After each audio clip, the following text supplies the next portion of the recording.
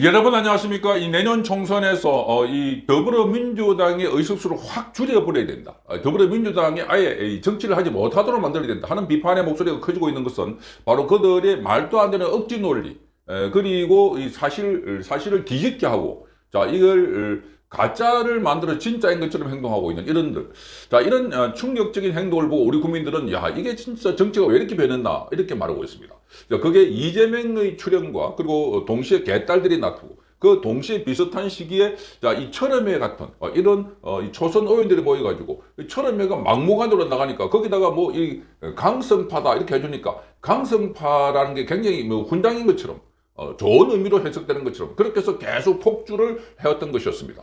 자, 이 철험에도 거의 뭐 박살이 나고 있다는 겁니다. 최강욱은 이미 국회의원 빠지가 날아났고, 그리고 황운하는 이미 징역 3년형이 선고되었습니다.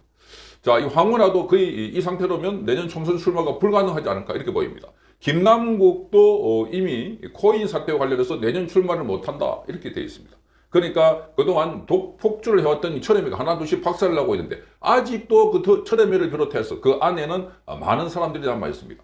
자, 그런데 이 철회미 멤버 중에 한 사람인 이 김용민이 있습니다. 자, 김용민 지난번에 윤석열 대통령이 자, 이 연설하러 갔을 때 자, 이 그만두시죠. 윤석열 대통령이 뭐 이제 그만두시죠. 이렇게 말했던 인물이기도 합니다. 자, 이 김용민은 정말 이 말이 안 되는 상황이다 한 겁니다. 자, 한동훈에 대해서 금수막말 논란도 있었고, 그리고 지금 일본 국회 농성장에서 일본 중의원과 촬영 사진을 공개해서 이 논란이 되기도 했고, 그 논란은 한두 가지가 아닙니다. 자, 코로나 방역 기간 도중에 술자리를 해서도 논란이 있었고, 대전에 물난리가 났을 때 그렇게 그 당시에 황운하 어디 지역구 그 대전인데 거기에 철험의 회원들이 앉아가지고 그 뒤에는 자, 이 연합 YTN에서 속보로 대전에 물난리가 났다는데 그걸 켜놔놓고 반대소를 하고 있던 장면도 바로 그 상황들입니다. 자, 자신에 대해서 이 뭐 김밥 먹을 돈도 없다, 김밥 먹을 만 돈밖에 없다 이렇게 하면서 앵벌이 후원을 하기도 했고, 자, 이런 걸 보면 정말 기가 찬다는 겁니다. 자, 여기에 지금 이 그 상대당인 국민의힘의 이 의원에 대해서도 마구 막말을 했고, 조수진 의원에 대해서는 자, 이렇게 눈 그렇게 크게 뜬다고 똑똑하게 안 보인다 이런 발언을 해서 신체 비하를 했다는 비판도 쏟아져 나왔습니다.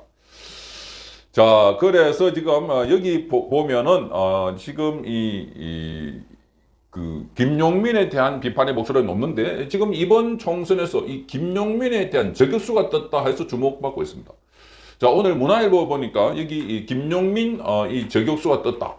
호위무사, 이재명 저격수와 호위무사의 대결이다. 그 이재명 저격수가 나타나고 이재명을 호위무사가 있다는 겁니다. 이재명 호위무사는 바로 김용민이라는 겁니다. 그러면 저격수가 누굴까? 바로 남양주 시장을 했던 조광환 예비후보입니다. 자, 과거에 이재명과 하천 정비 사업 원전 논란을 벌이기도 했고 저격수 별명을 받아왔습니다. 이재명이 경기도지사 할 때 그때 밑에 시도에 있는 시장 군수가 있었는데 다 꼼짝 못하는 상황이었던 걸로 보이는데 그 당시에 조광화는 아니다라고 하면서 이재명의 반기를 들었다가 이재명이 행정감사를 벌이면서 보복 조치를 했다는 많은 비판을 받아왔습니다. 자, 그러니까 이재명은 자기가 하천에 있는 그 정비 평상이 있는데 그걸 다 내가 없앴다 하니까 그게 아니다. 남양주시에서 먼저 했다. 그 왜 당신이 먼저 했다고 그렇게 거짓말 하느냐. 이렇게 해서 또 논란이 됐던 상황입니다. 자, 이런 조광환 시장이 바로 여기 지금 남양주병 선거구에 출마를 벼르고 있습니다. 자, 여기에 지금 남양주병은 김용민이 현재 국회의원입니다. 자, 그래서 여기에 대결이다. 호위무사와 저격수의 대결이다. 이렇게 지금 관심을 보고 있습니다. 자, 조광환 전 남양주시장은 국민힘으로 당직을 옮겼습니다.